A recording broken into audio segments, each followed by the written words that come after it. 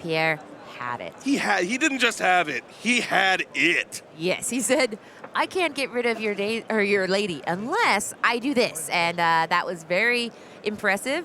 You can see, I love when you see the players kind of smile and they're like, that was kind of fun. Like, they're kind of like, you definitely beat me, but it was in a way that I found whimsical and delightful. Yeah. Look at this body language. Look at these smiles. Tyler's even got a smirk of his own. He like, understands. He acknowledges. It's a great play. We got to chat about this. Yes, like, right. I would like to talk about how I didn't like it, but nice. That was pretty sweet, dude. So that was an excellent use of the control aspects in Pierre-Marc's deck here. So now he's looking for those key pieces. We know the ramp, which we see. Sailors has to sail.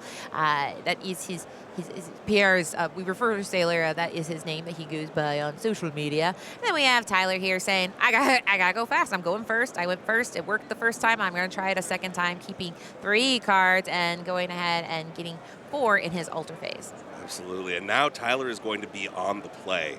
And I feel like that matters a lot in this matchup. Whenever you have aggro versus control, who goes first will typically dictate who wins the game. We'll see if that holds true. Sailor kind of grabbed that game from the teeth of defeat and brought it all the way back with that brilliant play he did. Yeah, and it shows why that Ursula Deceiver and the Mowgli Man Cub is worth their weight in gold, because it's very disruptive. We use the term disruptive in TCGs, and that's basically saying, hey, you know how you had a plan? I would like you to not do that plan. And speaking of disruption, we see the Chromacon. That is another card that Tyler will use. We saw Tiana, restaurant owner, Emerald Chromacon. These are all cards where Tyler is saying, I have plans and I don't want you to do it. But we do see Mowgli. We see myriads of ladies and tramps. So the gang's all here, and we're about to get started. 1 cost, little bit of an uninkable issue here, because we do have the Emerald Chromacon. We do have another lady, Elegant Spaniel here.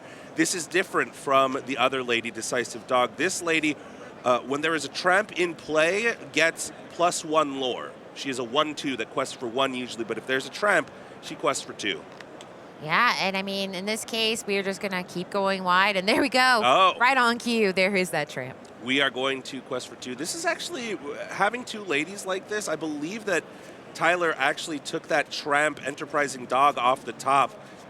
Just the perfect card to be able to play out 2 cards. Because once you have, it might say 2 on the tramp and you might be confused, but when there is a lady in play, obviously, lady and the tramp going to have massive synergy here. So Yes, and that synergy allows him to take advantage of this time, because Pierre-Marc's deck, we've seen, it doesn't have a lot of mid-range things going on. Really, its hope is that it can ramp. We talk about ramping once, where you're going to do your turn 2, go from 1 ink to 3, but he is a deck that wants to ramp twice, which we see the Cinderella dream come true. So that does allow him to do that double ramping where he ramps twice in a game. But will he even have time? And that's what this dog deck does, is say, I don't know if you have the time. Check the clock. I mean, speaking of the clock, look at the board of Tyler. Now, this does not look very intimidating until you remember that both of these ladies quest for 2. So Tyler has 5 lore on board represented here, and that's why Sailor has to really think out this turn. We are on turn number 2, and this feels like the turn where if Sailor can't come up with some kind of answer to this board, because Tyler's only going to go wider next turn, the game might be over. And that feels stressful. I think that's the thing. If you were to be a control player, you have to be the most zen person in the world. You have to be somebody.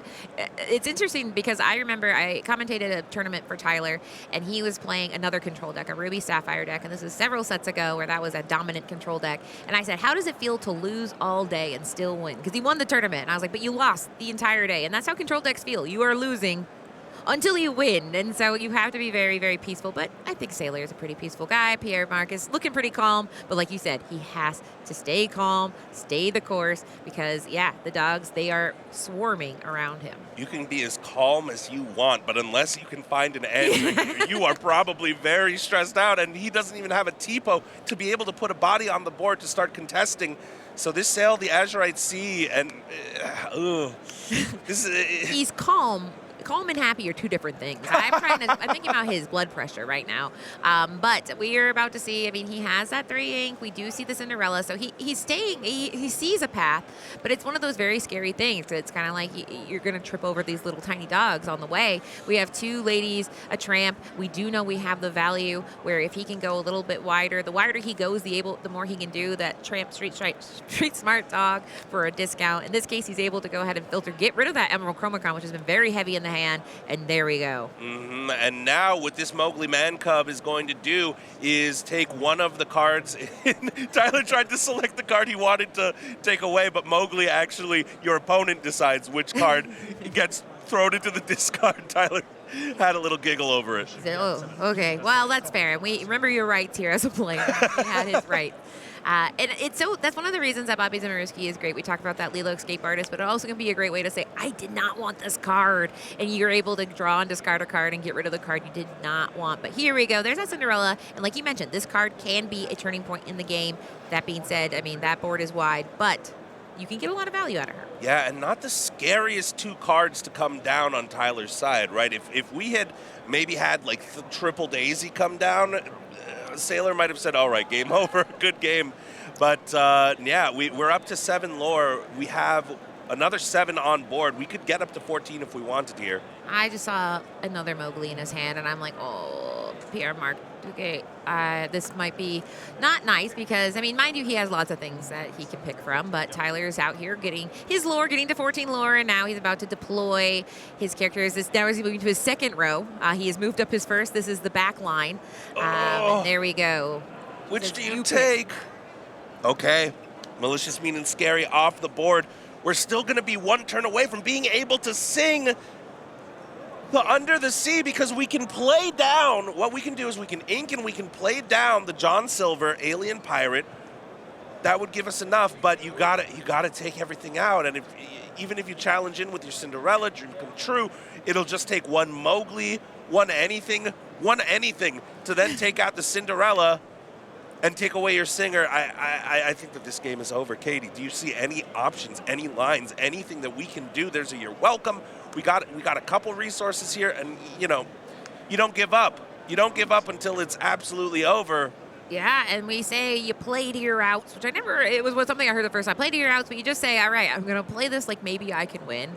In this case, he does have something that Cinderella can go ahead and deal 2 damage. We have the John Silver, which can give Reckless. So those are 2 valuable things. But that being said, we know those ladies have that synergistic effect with the Tramp here. So there we go. He's playing here. He's doing a You're Welcome onto that Tramp, taking out that lore benefit. Somebody else, a lesser player, might have shuffled back in one of the ladies, but the Tramp is the card that gives them the extra lore. So by choosing the Tramp, that's actually an extremely smart move.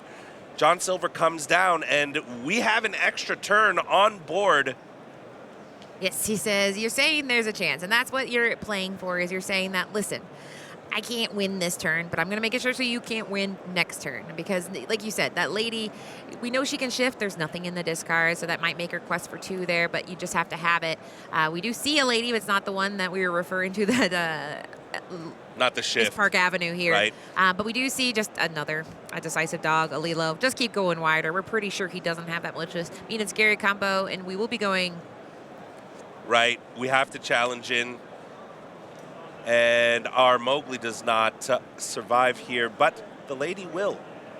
Yes, and so Under the Sea is a Sing Together card, so it's kind of frustrating because he's like, okay, as long as I don't worry about losing the Cinderella, but there we go. Yeah. It's like we're like, maybe. The victory. I love that. Ah, nice little hug over the table. Yes, and that is one of my favorite things, is watching players that know each other, because you could tell there were moments where they were